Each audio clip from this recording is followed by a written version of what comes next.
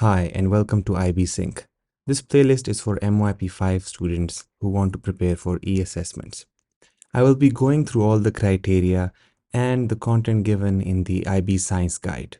For the purposes of this video, we begin with forces and energy with the focus on measurement in science. Let's begin with diagnosing our concepts by doing some strength tests. I will display several questions from this topic and you are invited to try them on your own before looking at the solutions. So stop the video now and give it a try. Alright, if you have given it a try, let's do it together. So we need to find how long did it take the jogger to complete the second lap. We have the total time of the entire journey and we have the time for the first lap. So time for the first lap is 1 minute and 20 seconds, which makes it 80 seconds. And the total time of the trip is T subtitle capital T for T total, which is 3 minutes and 10 seconds. That becomes 3 times 60 plus 10, that's 180 plus 10, that's 190. So the T2 will be subtracting the lap 1 time from the total time. So 190 seconds minus 80 seconds is 110 seconds. So this is our option. Next question. Pause the video now. So this is an information-based question and it's a micrometer. We will discuss it towards the end of the video. Next question. Pause the video now. All right, so we have to find the volume of a rod and the length of the rod is given and that is 13.8 centimeters. What we also have is that when a cotton is wound around the rod 8 times, that becomes equal to 28 centimeters. So the length 38.8 centimeters is given and 8 times the circumference, because winding a thread around a circular object is essentially its circumference. So we have 8 times the circumference equals to 28 centimeters. Now, since a rod has a uniform cross-sectional area, that means that wherever you cut it perpendicular to its length, you will get the same area of the cut. The formula for volume of such shapes is cross-sectional area time length. And we know that the cross-sectional area of a rod would always be a circle. What we need to find here is the radius of the circle, which we can get from the circumference, since that is equal to 2 pi r. And now if we have a 2 pi r times 8 equals to 28 centimeters, we can make r the subject of the equation to get it in an expression form. So that gives us 4 over 7 pi. If we simplify it, 4 4s are 16 and 4 7s are 28. Now we can find the volume by plugging in the value of r. Pi is a constant and everything else we have. Let's go to a calculator. Volume is pi r square L and length is 13.8 and r we have found out is 7 over 4 pi.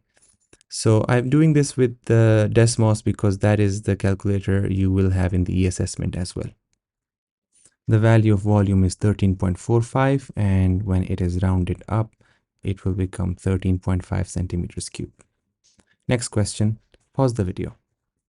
All right, we have to show the reading on the measuring cylinder as shown. Let's zoom in. We can see that the divisions between 10 and 20 are 5, so each must be reflecting 2. The top of the meniscus is at 16 milliliters, but we always measure from the bottom of the meniscus, which is at 14 milliliters. Therefore, the correct answer is 14 milliliters. And let's pause the video for the next question. Play whenever you're ready. Okay, so it is important to repeat measurements and take an average of all the trials in an experiment so that we can reduce random error. Let's take a look at the results, and it's 100% success. Pause the video if you want to read the correct choices and explanations of these questions. All right, so a micrometer or a micrometer screw gauge is as promised shown on the screen. It has a screw on the right hand side and if you keep rotating it, it will keep opening up and then you can hold the object to be measured in between these two arrows. And as you can see that the number of lines shown on the top of the line here as 1, 2, 3, 4. So that gives you the first number, and then the line that is aligning with the middle line here is 10. So your measurement is 4.10. That is rather a simple way of looking at it, but we'll get into it in detail on demand. All these other questions are here. You can take a look at their descriptions. Next up, we will look into the idea of taking multiple trials in an experiment and then averaging out to reduce random errors. So I'll just randomly put some values, some dummy values that are not coming from an actual experiment, but having multiple trials can be averaged out like this using Google Sheets. A few more questions. Pause the video now. For this question, you will have to remember your prefixes. Kilo is 1000, that is 10 to the power 3, and mega is 10 to the power 6. So you'll have to remember these. Next question is about the units of a volume. Since volume is a three-dimensional quantity and it is a multiple of length, so it's length times length times length, and that gives it a cube factor. So it must be centimeter cube. All right, next up is the best estimate for time taken for a person to walk a distance of 10 meters, and that would be, let's say, 1 meter per second. That's a good estimate. Why should it not be 9.35 seconds? We'll know in a bit.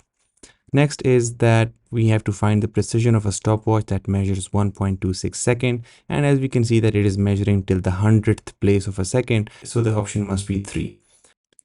All right, so we have to find the width of one banknote in this question when 7 banknotes put together have a width of 2.04. So we just divide it by 7, and the answer we get is pretty close to all the options available, which tells us that it's not really a question of division. We have to figure out how many decimal places we have to retain in the answer. Since you see that the original measurement has only 2 decimal places and the number that interacts during the calculation with 2.04 is 7, which is a count and not really a measure. Therefore, it will not change the precision of the final answer as well, and we will still retain only 2 decimal places in the answer. So the answer should be 0.29. This is a detailed discussion of significant figures, and we'll have to make a detailed video on this. Let me know in the comments what you think. You may pause the video to read the answers of all these questions. At this point, I would like to make a comment on why didn't we choose 9.35 in this question, and that is because 9.35 is too precise to be an estimate.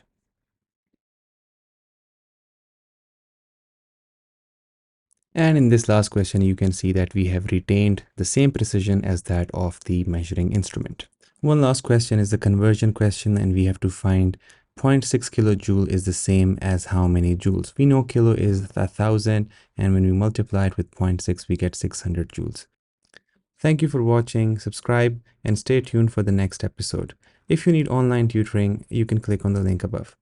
Thank you.